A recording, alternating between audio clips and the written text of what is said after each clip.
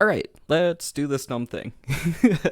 Okay, so because the way I operate is I want to do things when they're relevant, and clearly that's what I'm doing right now with this entire concept. Um, Basically, I like music, and I was on a bike ride today and listened to a bunch of the bands I was listening to in high school, and I'm like, hey, that tier meme's no longer relevant, right? So let's make a dumb tier list of a bunch of bands that I like. Um, cool. That works out really well, actually. All right, so the rules for this is it has to be a band with at least I I went in, thinking six would have to be the minimum. I think the smallest band I have listed here is seven of the six I'm gonna go through. So yeah, six full LPs, studio LPs as well. So that means I'm gonna have to ignore some of my favorite art these bands have put out. Like for example, the Red Hot Chili Peppers Live in Hyde Park, which is one of the greatest live albums I think I've ever heard. Jimmy World Stay by My Side Tonight, which I would put on par with my favorite record of theirs. It's phenomenal and worth listening to. And even Foo Fighters A320, which is possibly my favorite song ever, and it's only been released on the crappy Godzilla movie from the 90s soundtrack, and it's a huge bummer because the song's just, I don't know, it's something special and worth listening to. So yeah, that goodness is not to be listed on here. It might appear in the tier list thing because I'm lazy and just grabbed whatever ones were listed there, and they would show pictures of stuff and sometimes whatever. That's beside the point. So I'm going to try to create these lists based on the relevance within the band itself. So don't take this as like my, well, one, why in the world are you watching this? But I'm just some random dudes ranting, but don't take this as the end all be all of like, oh, this is the best album, and since, this album got an A here compared to the other one got a C on the other list or whatever, it's clearly a better album. No, it's just self-contained. I'm trying to compare it with the band itself. And like the six bands are going through is like, all my jam in high school, so I obviously like them enough to rant about them for who knows length of time, and hopefully, I don't know, make fun of myself and just laugh and remember some dumb things that I'll probably just be like silent and be like, oh yeah, that was cool, and then not really give context, but that's beside the point. Basically just, I love these bands, and I think almost everything they've ever put out is worth listening to. Okay, I think I got through everything, so with that said, let's start with arguably the most important band to my life. The Foo Fighters. Oh, that's the other thing, is I want to try to go through it in release order, and I might go back and retroactively like, I think this album's better than that, and fine tune it a little bit, but I want to go through every album. I did not set that up the way I wanted to. That's annoying, but I'm going to try to be like, for everyone, there's at least X worth listening to it, and like for every album be like, okay, here's a breakout song from it that's worth listening to, and there's a few I'll probably be like, look, the whole album's incredible and you should just listen to it, and that'll be all I got to say about that. Where did that window go? There it is. We're gonna post you there, and you there, and try not to burp, and roll with it. All right, so oh yeah, and then I built a tiny little playlist of like certain standout songs from the bands, and we'll have that playing in the background as I'm talking about the different bands. So yeah, starting out with the Foo Fighters. And that of course begins stupid snapped front windows. Okay. That of course begins with their self-titled Foo Fighters. Recorded completely by Dave Grohl with no intent of it becoming a full band or it being heard by people. And it's good. There's like all by him, except for I think one guitar track on Ecstatic, I think it was. I don't know. But it stuck around. It had the loud rock stuff. It had the fun little cheesy stuff like Big Me and For All the Cows. It was just a really good album. Kind of set the pace for everything the band would be.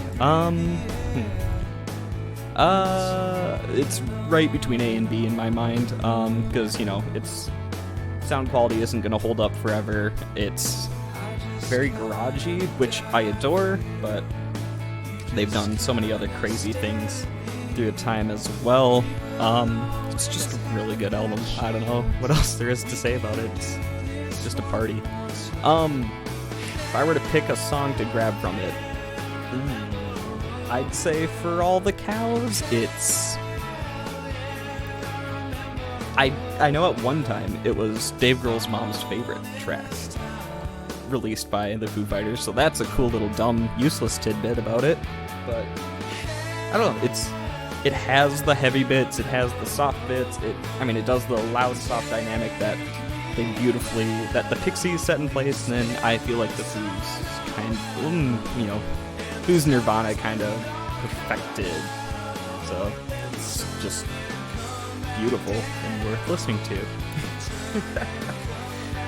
Alright, next up is The Color and the Shape. This is the album that got me into the band. This is the album that I think a lot of people fell in love with.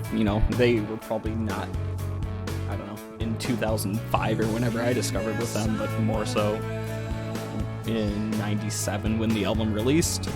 But it's beautiful, it's... I don't know what there is to say about it. It has the defining tracks like Everlong and Monkey Wrench that have been standards forever. But they also have cool little creative weird things on it. The pressing I have, well, I don't know why I call it pressing, the CD I grew up with basically had a bunch of really cool B-sides and stuff from it. Like it had a cover of Baker Street, and then I clearly have this strictly well organized. And it's a good thing I'm not editing this before I upload it, because that would be dumb. But yeah, they got the cover of Down in the Park and Baker Street, and then the cut songs of Dear Lover, and then the titular Color and the Shape, which was cut, and so it was cool to see the other stuff around the album too. And this is this and the next album are peak Foo Fighters to me, and always will be. Because he had cool creative stuff on it. He had the big, huge rock anthems, but then he had pure screaming on Enough Space and The Color and the Shape, which I love. Their thrash songs, and the only one that ever actually made it to an album was White Limo, but you got The Color and the Shape and FFL, and it's such a cool side of the Foos that you don't really ever get to hear. Then you also have the beautiful songs like February Stars, which is this huge, beautiful build-up, and Walking After You, and I don't know, even I don't want to call it proggy, but New Way Home I love because it has that basically 3 minutes straight of the same thing, and it's just cool and worth building and jamming out to over and over. I don't know, it's easy yes for me. It's top two, probably my second favorite, but it'll flop back and forth between them, and it's beautiful.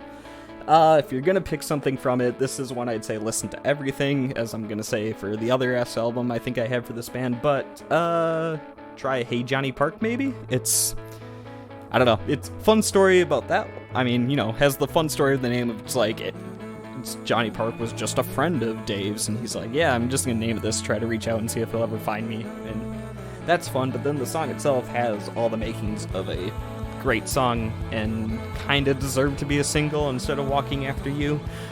I don't know if I said that earlier. I'm going to try to pick the songs to say that aren't singles, although I said For All the Cows, I'm pretty sure that was a single at some point. So, whatever. You win and lose some. But, yeah, it's phenomenal. And the only thing better is the follow-up of There's Nothing Left to Lose. It's incredible. Which is a great way to say absolutely nothing, but I don't know, it's just it's big, it's, despite at the time being only 3 members, has this full crazy sound to it. It's very heartfelt and feels like it was totally just genuine the whole way through. You had the really cool dynamic of, this is the first album with Taylor, the current and main drummer of the Foo Fighters, but Dave himself is known as the drummer of Nirvana. So you get both of them playing may not have put enough songs on this playlist for how long I was going to rant about these things. Oh well. These. So you have the cool dynamic of they still haven't said who played on what songs for everything. Like, I think we know Learn to Fly was played by Dave Grohl, but like, you get those two styles working so well that we still aren't sure who played what, and they're both clearly stand up to everything in it. It's, I don't know, it's just a whole beautiful album, and I listen to it front to back constantly. I feel like if I were to pick a standalone song, this is another one where I'm saying listen to the whole thing, but it was actually just playing before this, but Aurora would be the one I would go to.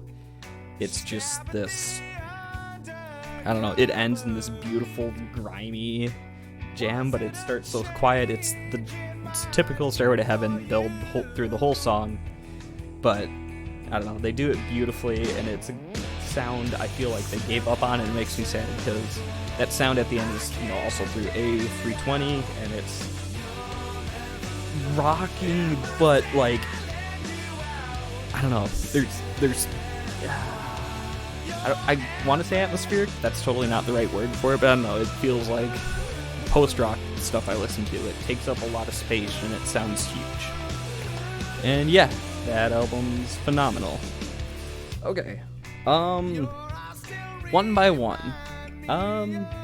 First album with their current mainstay, I don't even know the order of the guitarists. I mean, it's a band with currently 3 guitarists right now, but Pat Smear, who was from, not from, but he's also in the band Me First and the Gimme Gimmes, which is this awesome punk cover group where they only perform covers of like songs from other genres, and they're a whole thing. But regardless, from that, this album, I think the band themselves don't really like all that much, which is a huge bummer because they had cool creative things going on through it the whole time.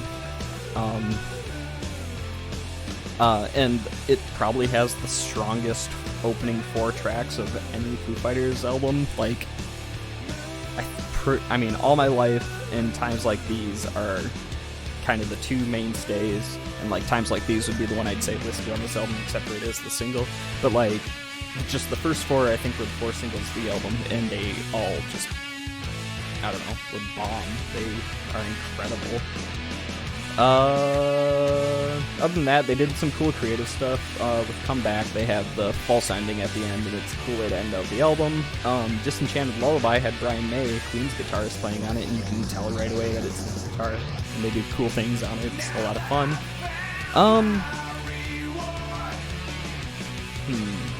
I think, though, on the fact that it kind of almost split up the band. Oh, hold on. I want that to be that color. And I don't know. It has, I don't want to say filler because I love the album. It's a ton of fun to listen to, but I feel like it is middle in their tiers. It's, I don't know, a good album. If you were to pick a song, I would say Lonely As You, just because that was this really cool false intro and driving rhythm to it, and it is kind of a cool thing. Alright, In Your Honor.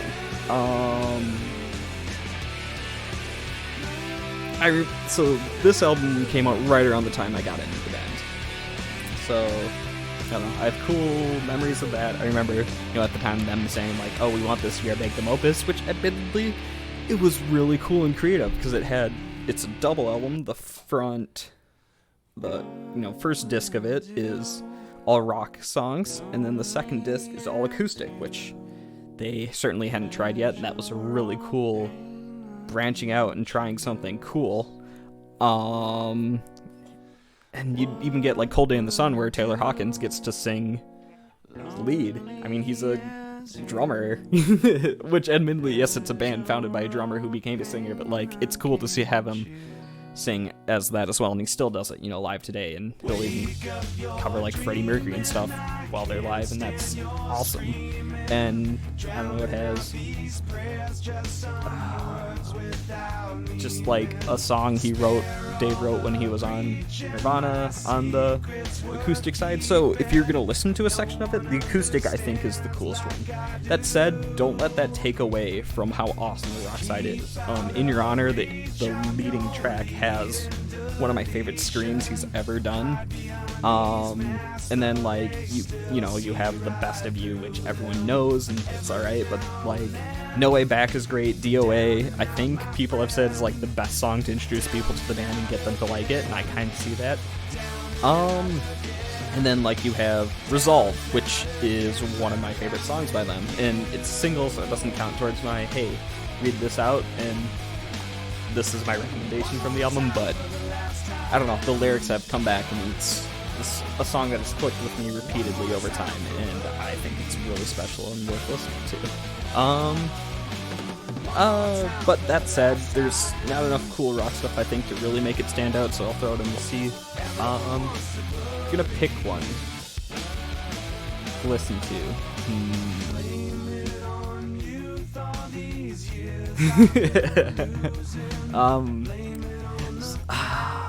Alright, I'm gonna go with two of them, because Virginia Moon is a really cool duet, and I can't remember the lady who sings on it with him, but that's, like, you didn't really get a female vocalist with Foos kind of ever, so that was cool to hear those two voices mixed together. And then Razor just sounds like it was recorded with just Dave and a single guitar in, like, a dark room alone, and it's a very haunting, cool effect to the song. So and it's such a beautiful way to end out the album, so between those two, I would pick something with that. Alright. These are in the wrong order. Echoes and Silence is before Wasting Light, and so we're up to Echoes, Silence, Patience, and Grace. I adore this album. It basically, was a growth on In Your Honor, but instead of forcing the divide between acoustic and rock, it's mixed between them. You would have songs that would switch halfway between, like, start out acoustically, become rock one halfway through. You got a little celebrities like Let It Die and Come Alive are basically the same song, but it's a great song, so I'm fine with it twice. But you had like Ballad for the Beaconsfield Miners, which is really cool because I can't think of them doing any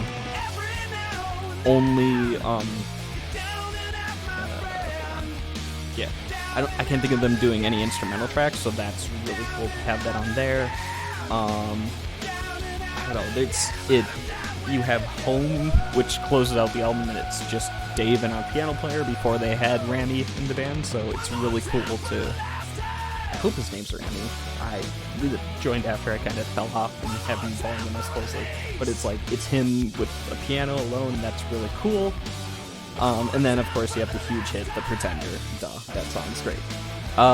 However, the song I would pick to listen to on here, I feel like it should just listen to 5 songs from it, but honestly,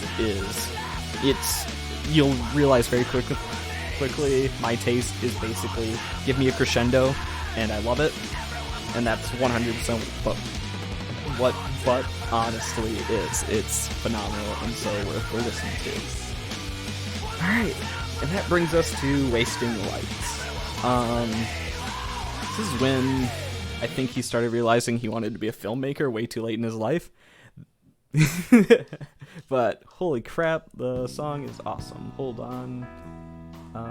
We are going to throw this one in the playlist so I have enough time. And then hopefully it lets me drag it. Yeah, it does. Good.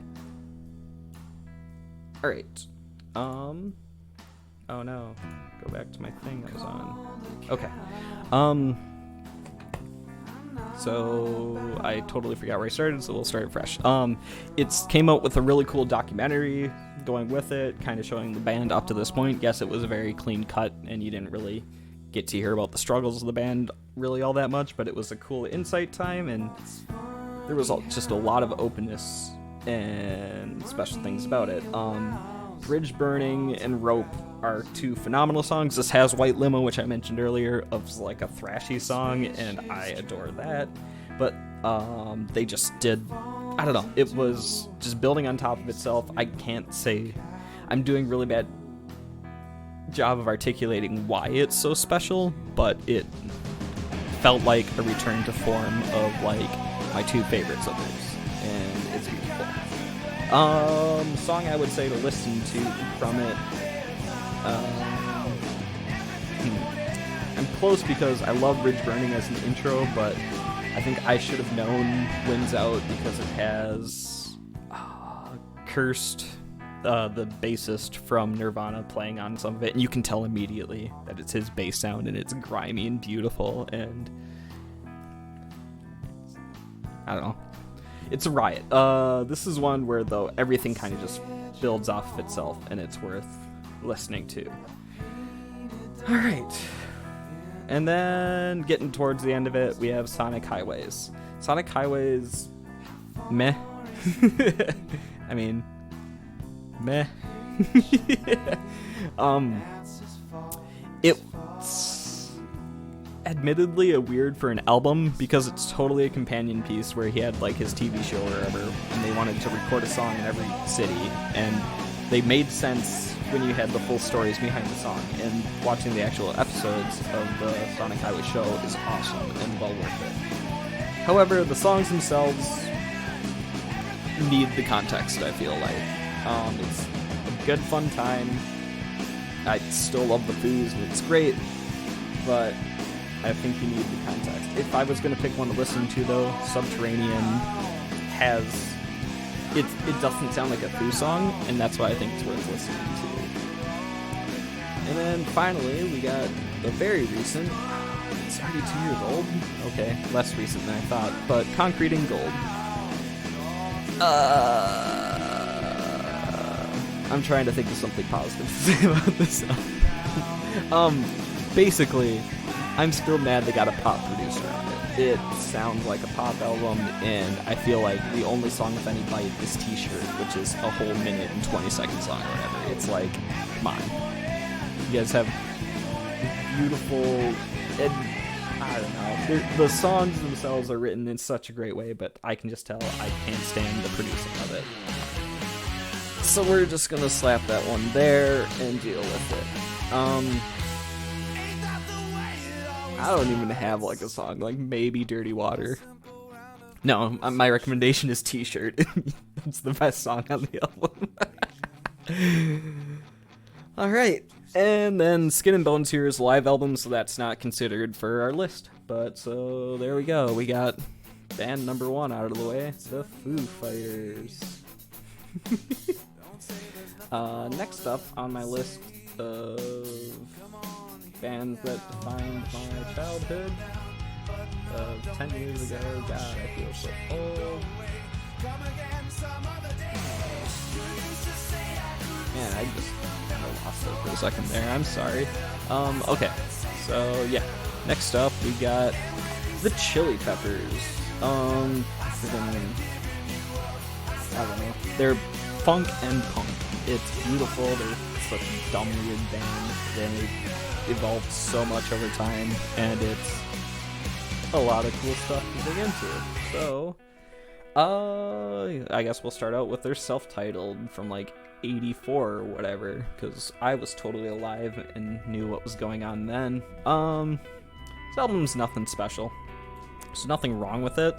It's just like, you know, they were figuring out who they were. They only had 2 of the 4 original members at that point. Admittedly, it was, you know, Anthony Kiedis and Flea, kind of the 2 defining members of the band, but it's nothing too special. I know the band themselves were disappointing because they got like a Gang of 4 member to be the producer, but he was like, no, I'm done being punk, I want to like make a hit. And it's like, well, that's not what this album is. So yeah, there's not a whole ton to say about it. If I were gonna pick something, what you actually want to do is you want to find the demos, because that was recorded by the original 4 members of the band, and they have totally different energy than the actual record does. And so like, I would say Police Helicopter, maybe? I don't know. It's a quick little punk ditty, and it's a ton of fun and really cool. Kind of sticking, though, with the not super exciting stuff going on. You got Freaky Styley. Coolest thing about this, I'm drawing a blank on his name, but it was, I'm an idiot. This is what I get for doing this off the cuff. It was produced by, dang it, George Carlin. No, not George Carlin. Alright, Freaky Styley album. And we're gonna go to the Wikipedia page. George Clinton. Yeah, George Clinton, of course. Parliament, Funkadelic. I feel so dumb that I couldn't think of that. But yeah, it was produced by him, so that's kind of cool to have just such a random funk legend be recorded with the album. But everything on it, they're still growing. They had 3 of the original 4 back in this one, and it was coming together. There were cool stuff going on, but it's just, I don't know, it's not all there. So if I'm gonna pick a song to listen to, they have Yertle the Turtle, as a song, which yes, it is just the Dr. Seuss book, and it's kind of ridiculous and funny. Alright, but then we get the Uplift Mofo Party Plan, which is all the 4 original members back, and this album is fantastic. It has all the funk and punk mixing exactly how it's supposed to. It felt like a realization of what the band started to be. The kind of single from it, Fight Like a Brave, is great. It's keep in mind, this album released in like 87. It's peak 80s cheesy punk, but it's still really cool, and I think there were a lot of creative ideas on it. The song I would say to listen to from it is Me and My Friends. Slightly because that's one of the songs from this era they still break out today, or they did, like 10 years ago when I was listening to them. But it's fun, it's fast, it's frantic, it's really cool.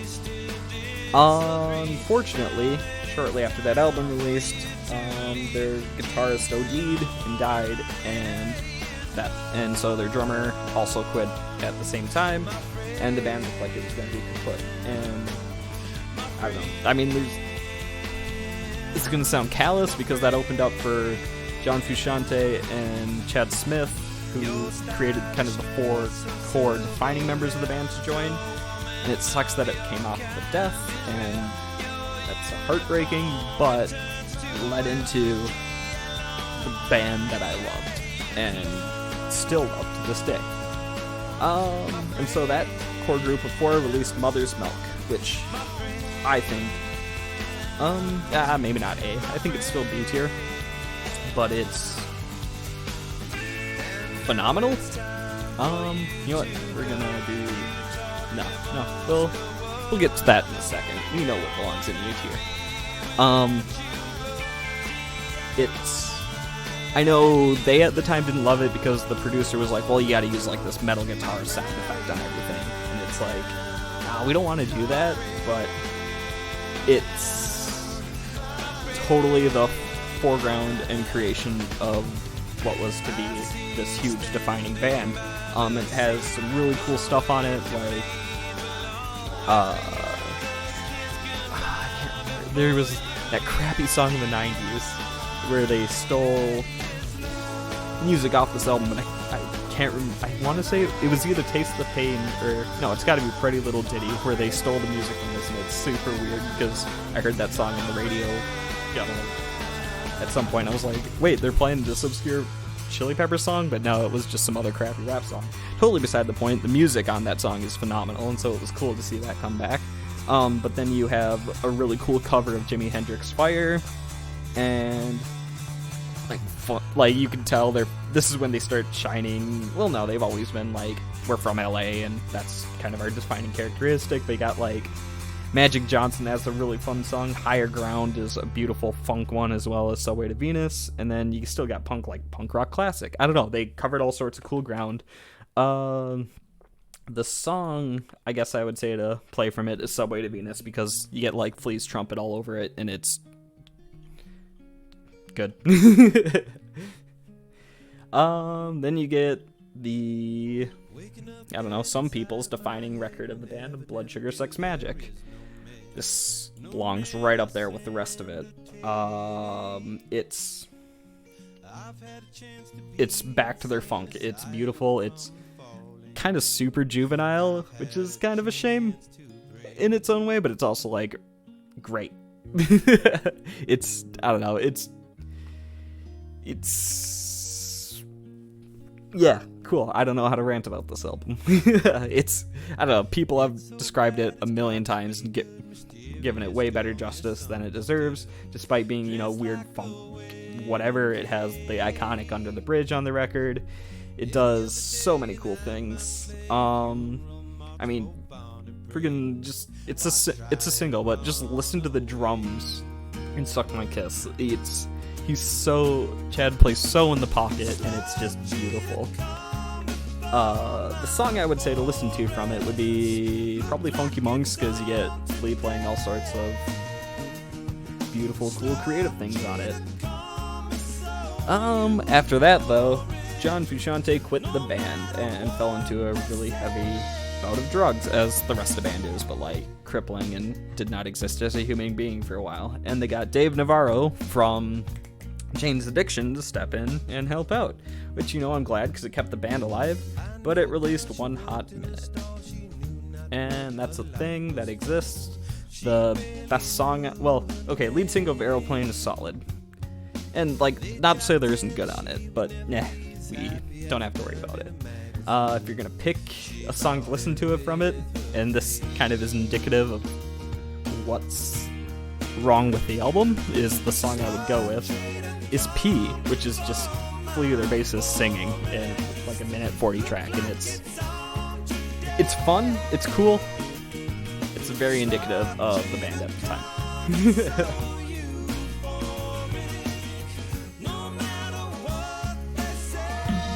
Excuse me.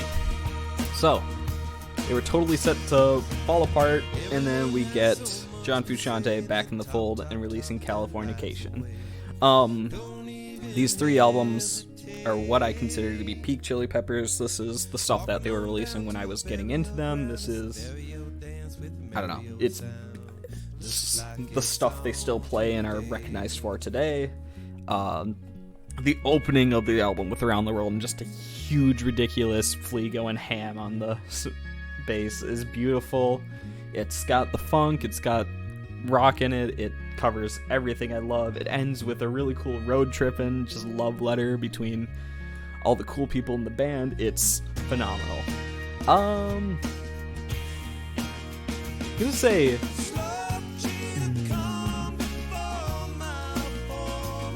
like my favorite song is probably Scar Tissue off it, but that was the single, so I'm gonna say the song you should listen to from it would be I Like Dirt, because it's ridiculous. Alright, and then we get up to By the Way. This is the one. This album showed me so much about what I love about music. It's John Frusciante came to his own singing his falsetto backing lyrics, and with harmonies and everything. It covers funk, it covers rock. They have like Midnight, which is this weird song with like strings in it. It's, I don't know, it's the time when Anthony Kiedis became clean, yeah, I think so.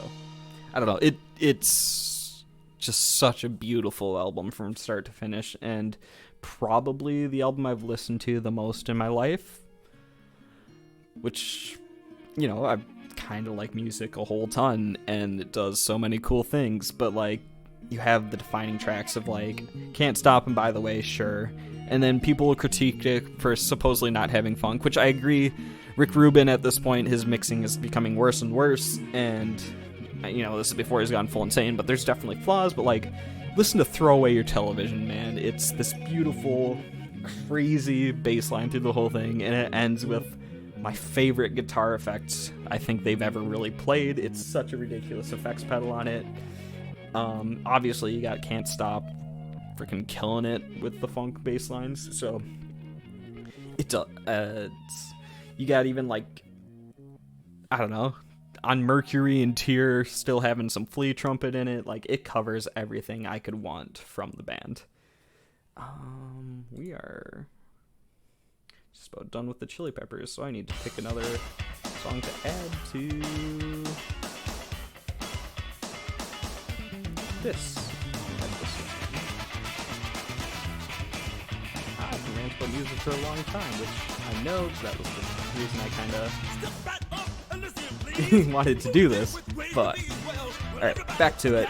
By the way, is perfect. And maybe my favorite record ever released. The song I'm going to tell you to listen to from it is Venice Queen. It's like a two-part song. It's cheating to kind of two songs in one, but it's, I don't know, it's really powerful in my eyes and super worth your listen. Then we follow up with Stadium Arcadium. I said these three are my favorite. They feel like that immediately, and they're fantastic. Another double album. Well, I guess this is their double album, but it covers all their crazy hits: Danny California, Snow, Heyo, Tell Me Baby. You've got like Hump Day Bump. You got all sorts of fun funk going on with it. You got Death of a Martian, which is such a great way to end the album. It's like spoken word towards the end. You have Slow Cheetah, like kind of ballad-esque, and you got beautiful John Frusciante falsetto going on in there. Desiccation Smiles, I don't know, just everything on the album is phenomenal, and it's good. There's nothing more I can say beyond that. The song I would say to listen to is Wet Sand, because people always point to like John Frusciante being this phenomenal, incredible guitarist. That's the album that shows it, or that's the song that shows it to me. It has the great 70s-esque ridiculous guitar solo, but it also has, I don't know, the slow build-up I adore. It just nails it. It's great. Of course, after this,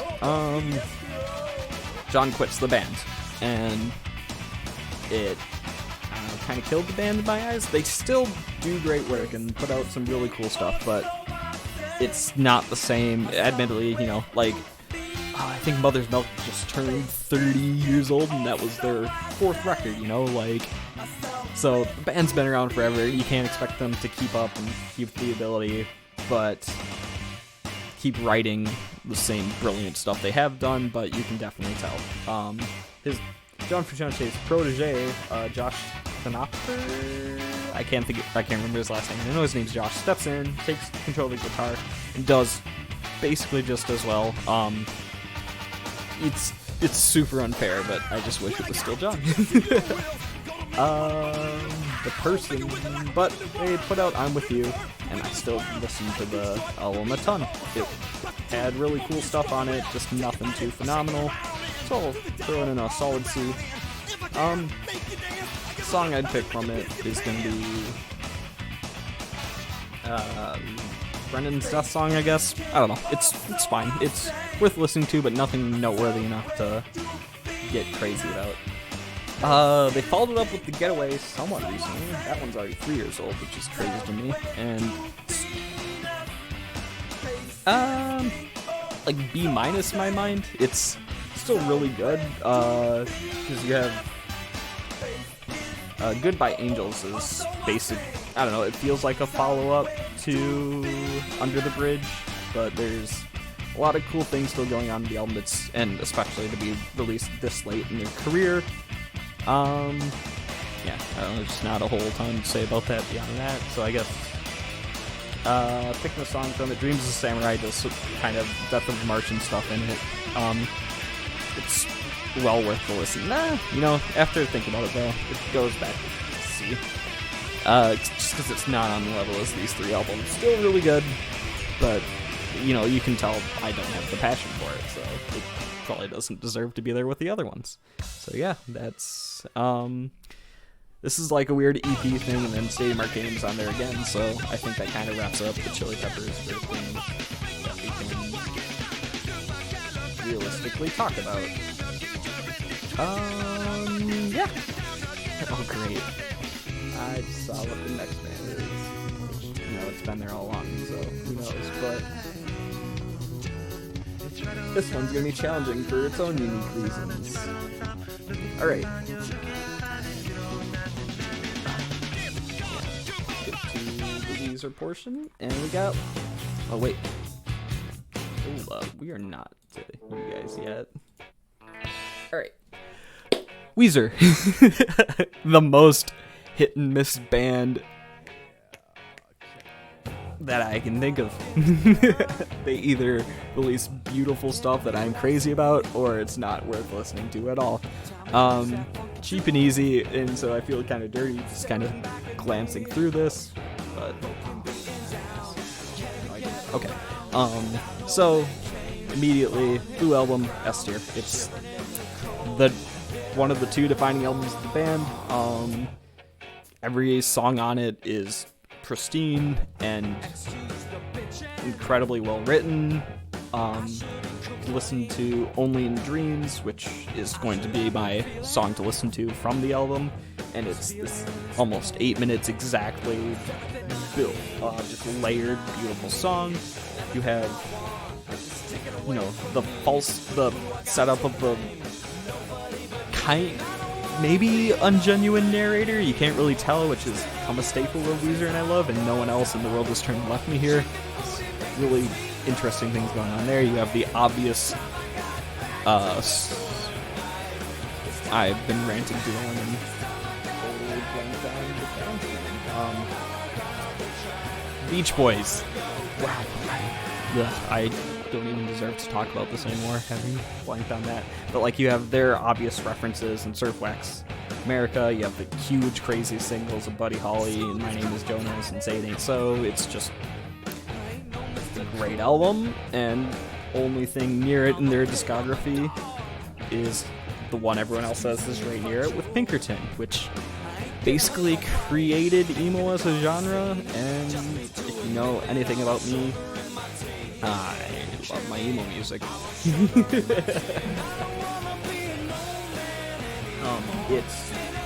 Whereas Blue was just a pop album, Pinkerton was just as genuine as possible, and it's the definition of kind of a cult hit where on release it didn't sell, but everyone's no, this album's incredible, and you just go back and listen to it, and has the cool threads of that rock opera that never got released that Weezer was writing. Although I think between Cuomo's single recordings and then some re-release stuff they've done for it, I think almost every song has come out. But you have Pink Triangle and Across the Sea, two songs that could not, and Butterfly even, these really genuine, this is actually Rivers speaking songs that you would not find at all on Blue Album. And this one gets my legitimate, I can't tell you a single song from it that's worth listening to. You just listen to the whole album because it frickin' rules. Then the band falls off the face of the earth for a little bit and gets back together using Matt Sharp, the bassist that I really think helped define these two albums, and come back with Green Album. It's good. Don't let me take that away. That has, Island in the Sun and Hash Pipe, these two huge defining songs in their category. You have Glorious Day and Oh Girlfriend. It has the elements in there, and it's Weezer pop killing it. It's just not really that special. Oh Girlfriend would be the song I'd say to go through for it. But then after that, that bassist quits, and they get their current active lineup for their follow-up of Maladroit.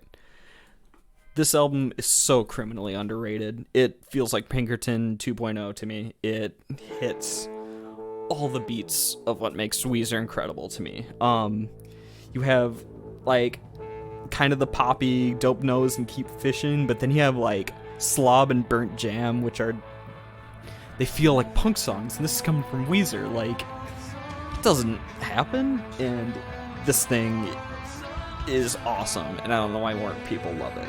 I don't know why more people don't love it. The song I'll tell you to listen from it is going to be Burnt Jam. It's real good. And after that, we get Make Believe. I don't know. You got Beverly Hills. This is Rick Rubin all over it.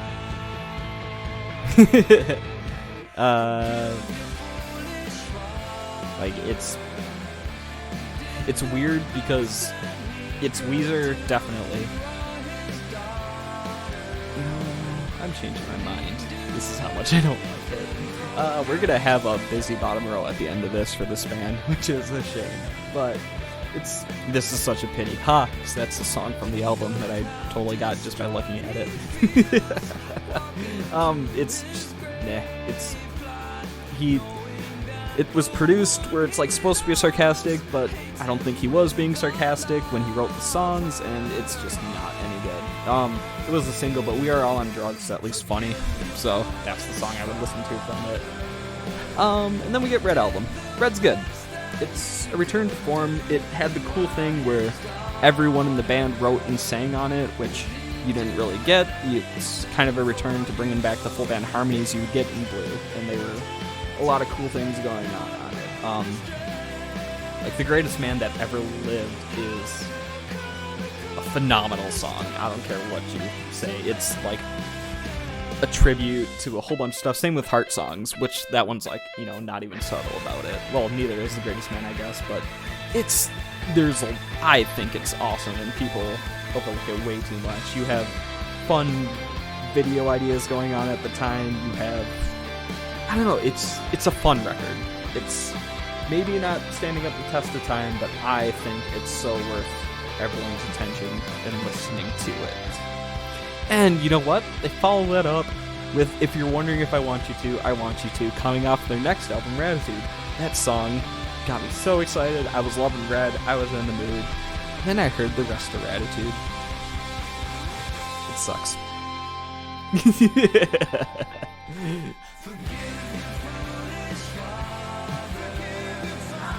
And then, I don't even want to talk about Ratitude. It doesn't exist as far as I'm concerned.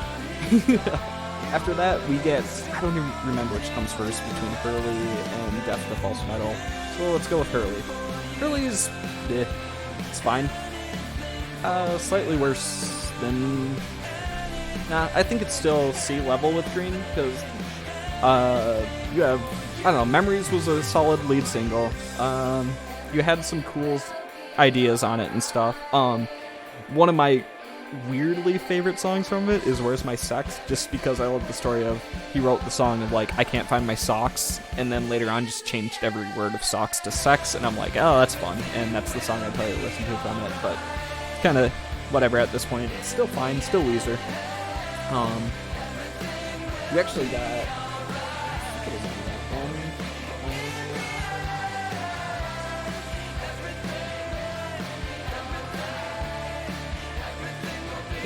you also got, at the time, like a cool cover of Viva La Vida from Coldplay, which, Coldplay, but like, it had cool ideas on it. I think it's worth your attention.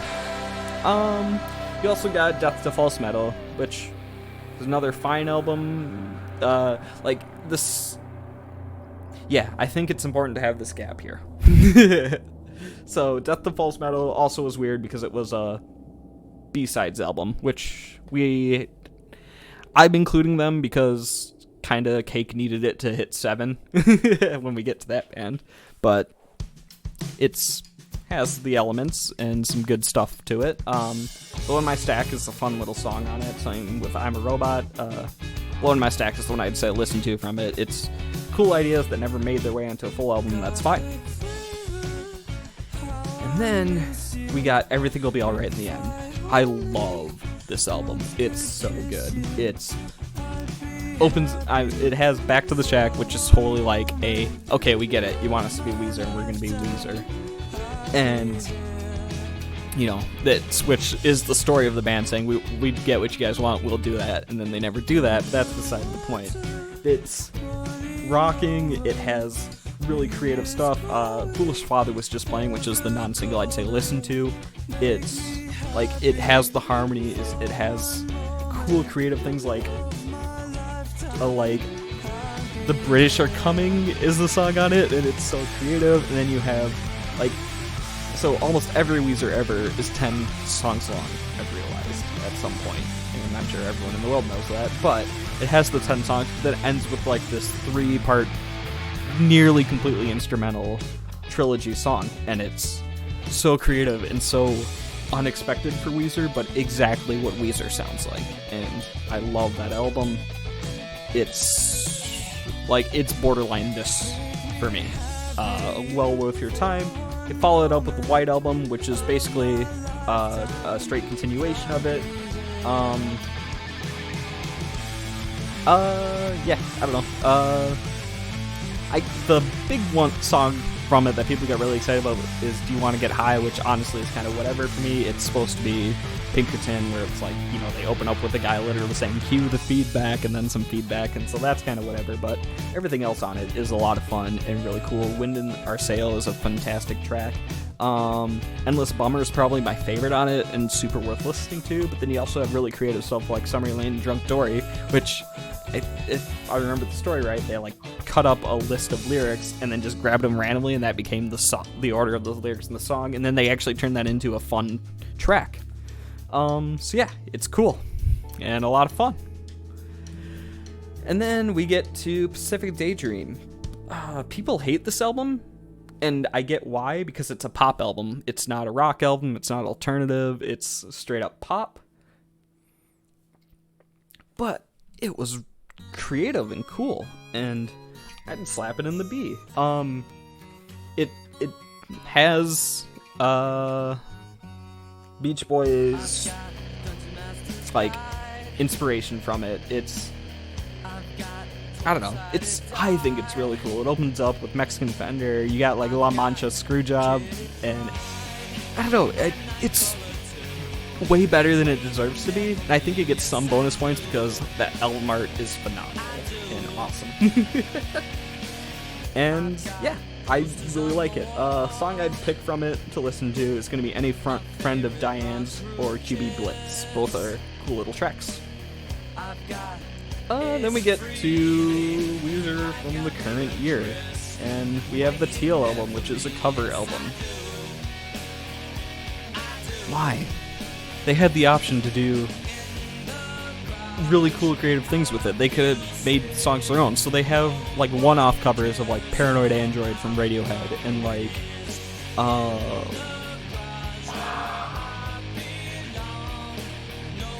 I am losing my mind and terrible at this. It's Brain Stew. There we go. They have a cover of Brain Stew that's piano based. It's so weird and so Weezer, and I loved it. I was alright, cool, this album's gonna be that. I am so excited. Then they released the cover of Africa for it, and it's alright, sure. Cool. Then I saw the track list, I'm okay, cool, we got Sweet Dreams Are Made of This, we got Paranoid, we got Mr. Blue Sky, these are great songs. I want to see the Weezer take on them. Everyone is just the song, but Weezer playing it. It's heartbreaking. And they followed up immediately with the Black Album. And that's all I'm going to say about that. So, let's get about... So, really, what we should be doing... Oh, no, absolutely not that. It's what we should be doing.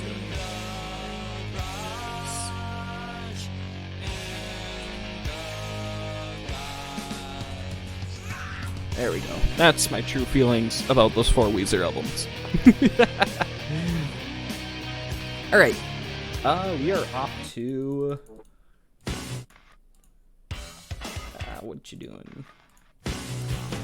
Jimmy Eat World. I love this band. They are so gosh dang cool. I've been ranting for almost an hour. I can't believe I'm still doing this. Alright, but regardless, Jimmy Eat World is awesome. They released... I'm kind of cheating because I'm saying, like, they released the most important album of my life, like, repeatedly, but I don't know. It's, like, over my entire life, this is the album I've listened to the most. The album that has made the largest impact on me has come from Jimmy Eat World. And so we open up with an album that the band doesn't even believe exists. Well, they know it exists, but they're like, they have a different lead singer on the band. It's just a self-titled album. They've never really repressed it. I've had to find some great lengths in order to get it myself. By that I mean, I just had to Google search and dig farther than I would think I would have to. But I don't know why. And the reason they don't like it is not because they don't like the album, as far as I can tell. It's just, it's a different band. Which, fair, but they've also changed their sound a lot. And self-titled has some cool concepts on it. I don't think it's worth listening, a song to listen to, just because the band doesn't really say it exists. And then, though, they released Static Prevails, which is a creative album, because this is when Jim starts stepping into the lead singer role, and they are split between the two guitarists, each of them taking the lead vocals on different songs. It has a lot of that punk rock drive behind it, but it starts bleeding into what becomes their defining emo sound and what makes the band so special in my mind. Yeah, I think it belongs right up there. It's really cool. Although, the song I'm going to say you should listen to is What Would I Say to You Now, which is kind of cheating because it wasn't on the actual album. Same with 77 Satellites. And both those songs are phenomenal, and they were like on some EP, specifically this one, which I don't think we're going to rate. But it's had really great songs, and it sounds like it belongs on the album. Basically every release they've done of the album since then includes those songs on it. So that's the song I would say include in it. If you aren't allowed to do that, episode 4 is the other one that steps in there. And then we get Clarity. Excuse me, I'm about to talk, and I don't want to. I'm talking about this subject. Alright. So if Pinkerton created the emo genre, Clarity was the perfection of it. It was such a weird last-ditch effort of the band on their record label where it almost feels bipolar in a way, but it has the best guitar tone I can think of for like anything. It has my favorite... okay. I take back A 320 being my favorite song because Goodbye Sky Harbor is the perfect song in my mind. But it has that. It has great catchy singles like Lucky Denver Mint. It has weird, like, I don't know, like electronic drum stuff going on with 12/23/95. So what's up, fandom draw XS? Hope you're having a good day. Yeah, it's cool and beautiful and like the best record ever released in the world, and super worth listening to.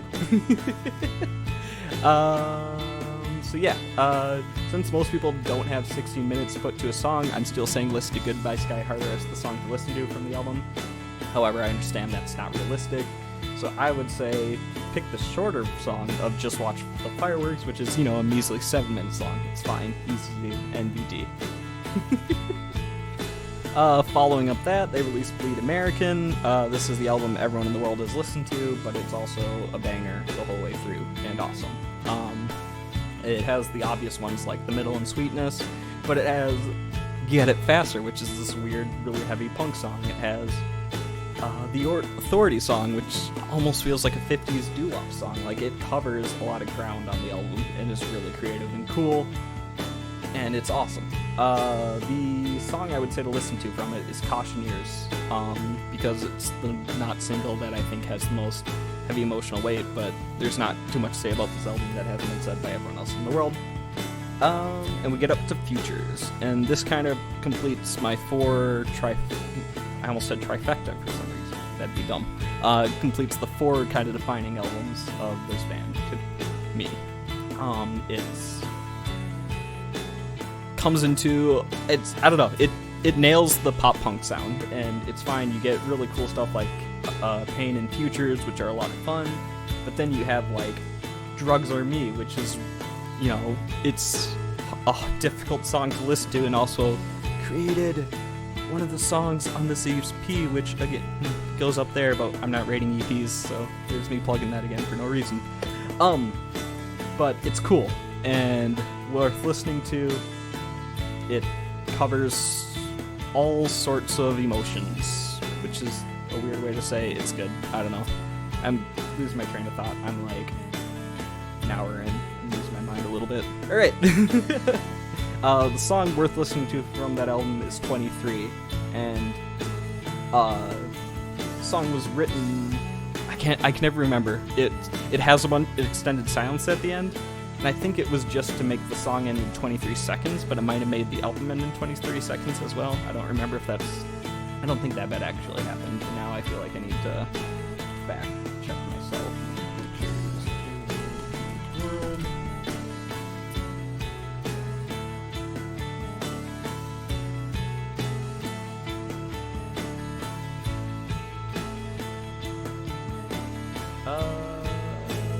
Doesn't say anything in Wikipedia. That's for everything I want to dig for this. So, yeah. But 23 was just a song that's meant a lot to me through the years, and kind of one of the reasons why 23 is my favorite number, and I have it tagged on like everything I do ever. Then we get to Chase This Light. This is the quote-unquote stinker of the band. For comparison, no, I said I wasn't going to compare between the different bands, especially when I'm being negative. So, there's not a whole lot going on in this album. It has a couple of cool singles. Delectable, Give It Up, whatever that song's called, is a fun one that they still play at shows and has a cool Call and Echo thing. It's still good, but I don't know, it's not super great, not a ton to talk about. However, Invented is awesome. People tend not to like it as much, which, sure, fair, I get it. It's not these 4 albums. But I think they were strong with it. They had a lot of cool ideas running around with it. You got the other guitarist, whose name is evading me at the moment, singing on it for a song, and that was really cool.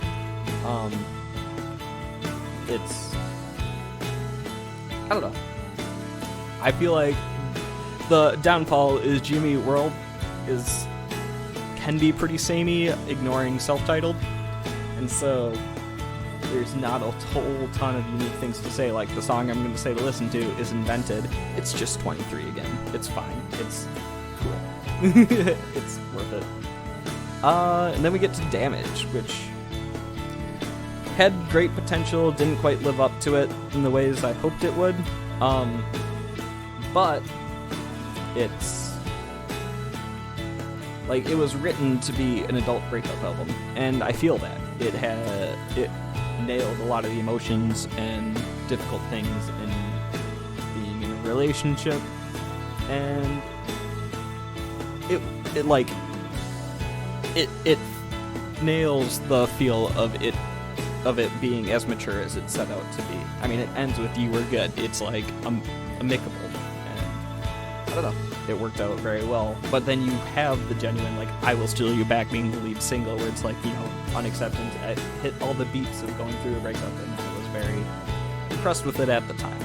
I don't know why I said at the time. I'm still impressed with it, and I think it nails it very well. I think adult breakup stories are less exciting to make music about. The song I'd say to grab from it is Damage. And then we get their most recent effort, Integrity Blues. I think this album is also phenomenal. It's pure Jimmy Eat World. It feels like it was invented and futures at the same time. It's pure Jimmy Eat World. It sounds like the rest of their stuff, and it's all really good. But, excuse me. Pass the Baby is the breakout song of the album to me. That's the one place where they stepped out of their comfort zone, and you could tell, and it was really interesting and a great song. And that wraps up Jimmy Eat World. And I got through them before my favorite song of theirs was done. Alright, 2 more. I wanted to get through these all. I'm pretty sure we can do that, especially because the next one should go a little faster. So up next we got, not Weezer, we got Incubus.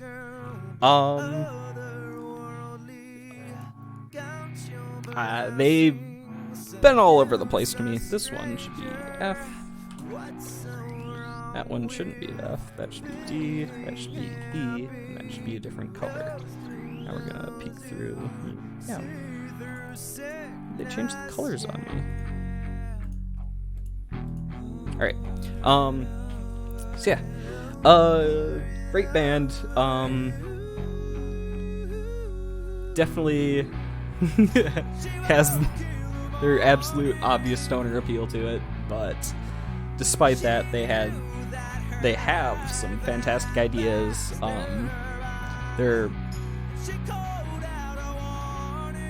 So my dad compares their lead singer to Tommy Shaw of Styx, and which I think for him is a huge compliment because he loves Styx, but I totally hear where he's able to sing in that definitely higher pitched voice, and it feels like classic rock in a way, but the music surrounding it is absolutely not.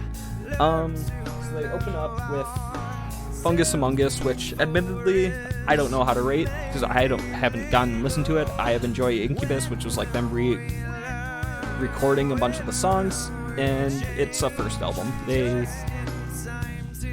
were, I think, stoned out of their mind the whole time they were making Enjoy Incubus, and it's slightly evident. Ideas were there, just not quite the execution. So here's the one I deserve to be crucified for. They released Science, which everyone says like, oh, this is the crowning achievement of the band. They nail it, and it's awesome. And it's okay. It's very heavy and feels like it could have been a metal album. I mean, it kind of was, or whatever. But then you also have like Summer Romance, Anti-Gravity Love Song, which is really cool and creative because it brings the sax player of, I want to say at the time it was Hoobastank, because they used to have a sax player. And like that song's awesome. It's like groovy and has really cool guitar effects, which is kind of what I always think of with Incubus, is just really cool guitar sounds attached to the band.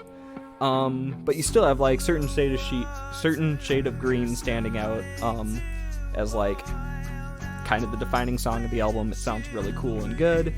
The song I'm actually going to say to listen to is Nebula, because that was back when Brandon Boyd, lead singer, would like have various percussion instruments and play it too, and it also builds into when they would play it live, it would build into one of the 4 songs they recorded specifically for the Halo 2 soundtrack, which are really phenomenal and not included in this breakdown, but worth your listening slightly because Flea, the bassist of the Chili Peppers, plays trumpet on one of them. But it lets you also see how the band evolved by hearing that song, but it's also just a great song on its own. After Science, they released Make Yourself, and this is when they become the band that I know and very much associate with. It's,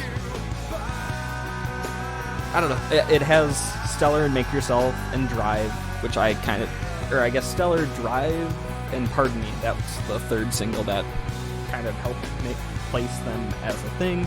Make Yourself as a song is awesome. They still keep the cool weird things going on, like they have Battlescar Scratch Galactica, which is totally because the band has a DJ that they have a song that's all about scratching records, and it's great. The standout though on that album for me is the warmth, because the final half of the song is just like layered guitar, cool, beautiful, weird tones, and it's awesome.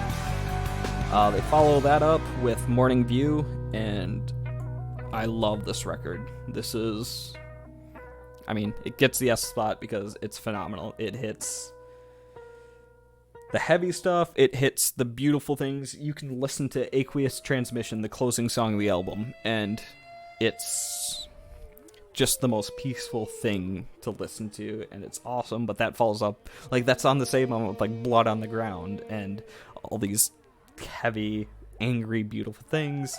You get Are You In, which is like a big groove track. You have the great singles of Nice to Know You and Wish You Were Here. Like, they just hit all the, and Warning too, because I was gonna say Warning is the song to listen to, but then I realized Warning was a single at some point. But this album from front to back is just, I don't know, hits everything I want from Incubus, and is the reason I kind of love the band. Take a breath, think for a minute. Alright. Following this, though, their bassist left the band, and he very much had the defining sound on these albums. He had like a meaty 5, maybe even a 6-string bass. He had all sorts of funk-inspired, very Red Hot Chili Peppers like inspired grooves, and that shifts after this. But they released A Crow Left of the Murder, which I think is just as good as everything else, if not significantly better. You have, great lead singles like Megalomaniac and Talk Shows on Mute. You get punk sounds coming out of it with like Priceless. Priceless maybe isn't that punk. Beware Criminal, I feel like, kind of ties into the punk sound. You get ballads like Southern Girl on it. Here in My Room is actually, the guitarist would bring out a piano that I wouldn't expect to hear, listening to what the band started as and watching it grow into this album is well worth the attention and time. Something stuck in my throat. But yeah, they adapted to the new member very effectively, and this is a great album to go back to all the time. The song I'd say to listen to from it is Made for TV Movie. Reason why is like almost everything else that I picked from Incubus, just because it has a really cool guitar tone to it that feels very unique and should be listened to. Then they released a bunch of cool live albums, but we were talking about those, and they follow up with their next studio album of Like Rants. This one I feel like was kind of their second breakout. I feel like everyone knew Dig. I guess maybe it wasn't as big as I thought it was. It was just when I was really getting into the band that they released it. But it has the ideas to it. It's felt like a watered down Crow Left of the Murder to me. It's didn't have the uniqueness that I loved from the band, but it still had cool songs. The lead single of Anomaly, which, Anomaly, cool, hilarious, but they have the right threads and everything there. They have the really cool second half of the album where it opens with Earth to Bella Part 1 and they close out the album with Earth to Bella Part 2. Like, it still has the stories and the concepts behind the album. It just didn't quite come together as well as I think it could have. Song I'd say to listen to is Paper Shoes or Pendulous Threads. They're both about on par, closing out the album and have some weight behind it. And then not listed on here is Monuments Melodies, but it's a greatest hits, so whatever, except for the second half is a bunch of B-sides, which there were some cool things on it. I actually wish they had it here, because I would rate it just on the B-sides thing. It'd be about C rank for me, actually, because I listened to it a ton. They had a cool cover of, like, Prince's Let's Go Crazy, The Blackheart Inertia single they released for the album was really great. Pantomime is on it, and Pantomime is actually my favorite Incubus song. It used to be a live only one, and then they'd break it out for this. So yeah, I don't know. Can I add a picture? Okay, well, I'm going to... Well, actually, let's divert, so...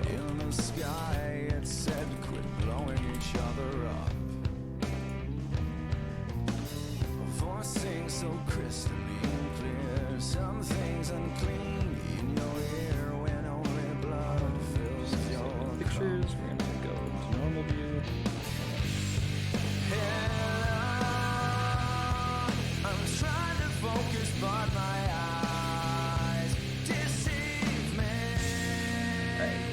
So I'm not seeing a way to do it, so back to presentation mode. We got this album deserves to be actually a B rank the more I think about it. So it's awesome. And just because the second half of it, the B-sides and stuff, are interesting and show a side of the band that I wish we got to see more of. Pardon me. I had to sneeze and I didn't actually sneeze. Alright. Following that up, they came out with If Not Now When. This is just kind of them continuing to mellow out and become a different band, which is fine. They should evolve over time. Just unfortunately wasn't all that much for me. Breakout track for me is Adolescence on it, or In the Company of Wolves. Both those tracks have a lot of cool concepts on it, and like, don't let that be negative. Like, the opening to like the single of Promises Promises is really cool. Like, there's a lot of great ideas on this album. It's just not one I found myself revisiting over and over again. And then finally they released 8. Meh. So the biggest heartbreak of 8 to me is it had the lead single, I think, had Skrillex on the producing, and it had such cool, awesome mixing, and it had, I don't know, it was really exciting. Then we heard the rest of the album, and for some reason it had a different producer, the sound was completely different, it felt almost flat, and it's just like, I don't know what happened in the middle of there, and it's a shame. And I honestly haven't listened to it enough to say a track to listen to from it. So, bummer, but that's kind of where I stand. Alright, let's get the last one taken care of then. Finally, the other band I can think of that did enough stuff is going to be Cake. So, if I was saying Jimmy Eat World sounded samey, these guys are way more offensive for that. But it's such a great sound with his monotone delivery and the trumpet with it that they deserve all the listening to in the world. So, they opened up with Motorcade of Generosity. Let me say that for this band especially, let's see, yeah, this seems about right to me. For the tiers are going to be a lot closer than they are for other things because they have the sound of Cake, and that's kind of it. And so they opened up with this. This is them finding their footing. They had, Rock and Roll Lifestyle as the single from it. I don't actually remember if there was a single or what it would be, but it has solid stuff. Jesus Wrote a Blank Check is such a great southern sound that they bring out in such a distinct, cool Cake way. I Bombed Korea would be the song, though, I'd say is worth your attention. Lyrically scathing, all sorts of fun, cool stuff. But then they follow up with the defining record, defining in many people's opinion, of Fashion Nugget. this has the obvious big hit of The Distance. It has the really cool cover of I Will Survive. It has great ideas and is kind of peak cake being what people think of when they think of the band. It's really good. The songs, though, I would say to grab from it is Italian Leather Sofa or Nugget. I guess Nugget I find hard to recommend because it's so vulgar for no reason. But then again, Italian Leather Sofa is just overtly sexual.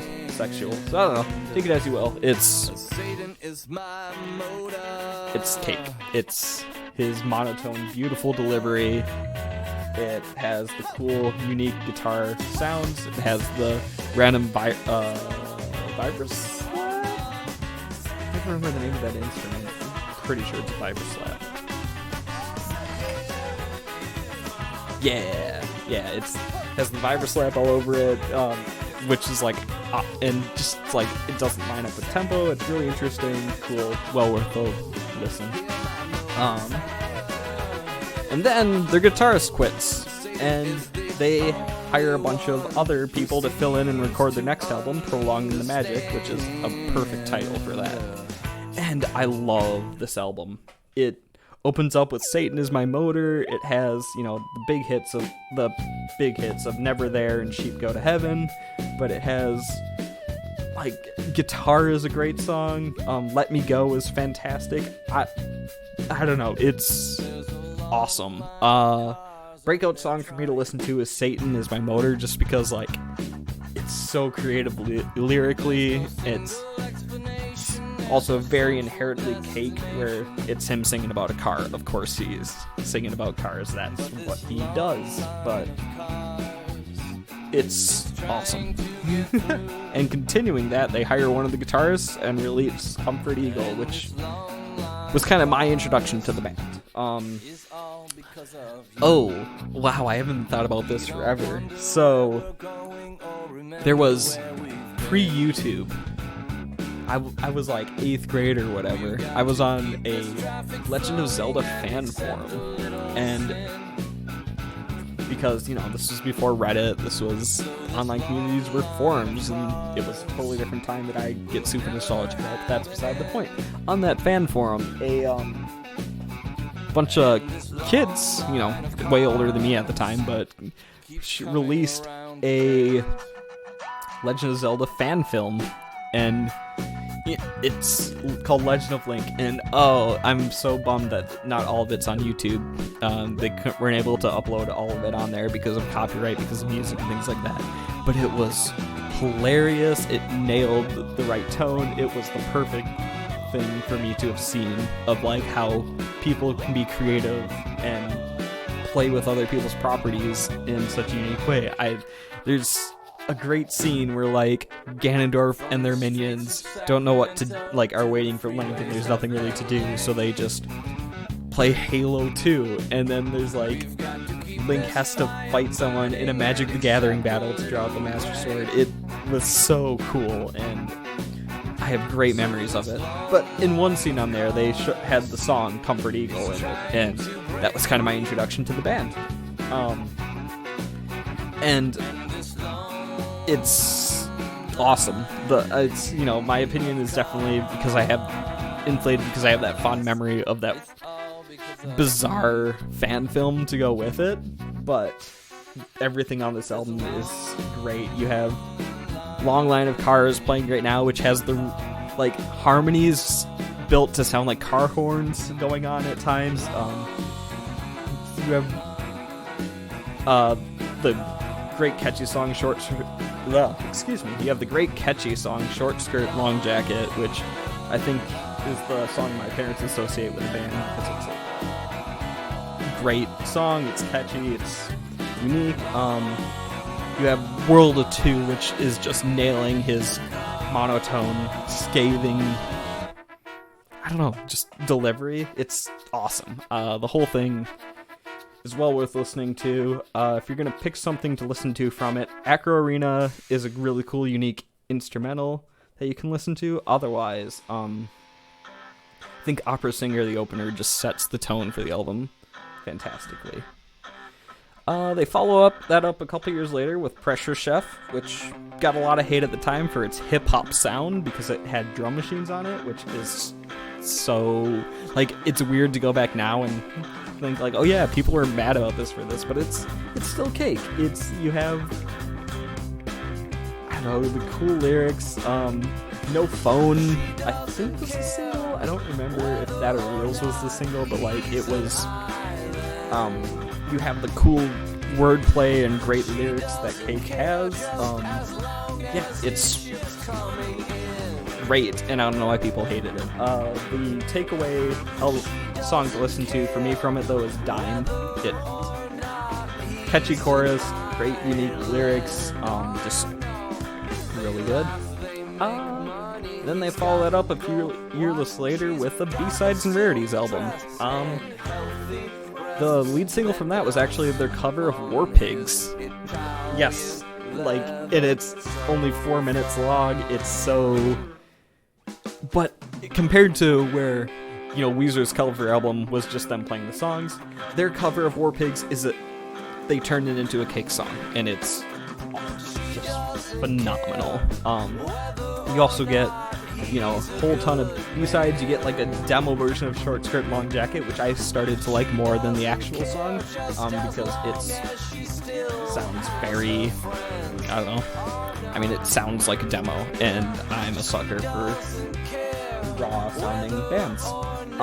You also have a great cover of Phenomena. Like, it's all over the place, and it's a great fun little ride. I think it belongs... Nah, I think it goes C just because it's B-sides. There's definitely some songs that are not fully fleshed out and well-deserved and a fully realized album, but it still has cool alternate takes of tracks and enough unique stuff, well worth a listen.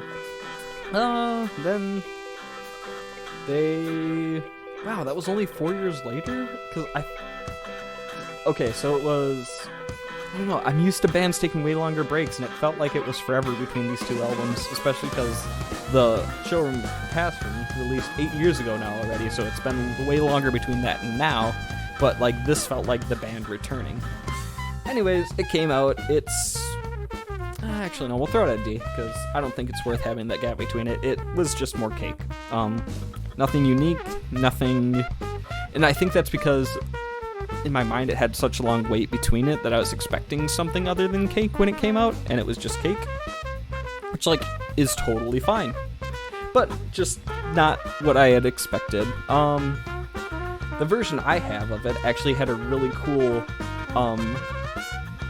like, marching band version of the opening track, Federal Funding, and that's worth hunting out if you can at some point. The lead single of Sick of You is fine and everything. However, the song I would tell you to listen to would be Long Time. It has really cool... It's very... I said really cool so many gosh dang times. It has... Like, it's almost... It's not a cappella, but it's almost a cappella. Like, the way they build it is having a lot of background. Ba-da-da, ba-da-da. That's not even... Actually, that's pretty close to how it goes. It's been a minute since I've listened to the album, but it has a very unique intro and a really cool song, and I think it's the track worth listening to from it. And there we've had tier lists of 6 of my bands, and I got to rant about stuff I like for an hour and a half, and I think I'm pretty okay with that. Yeah. That's really all I got.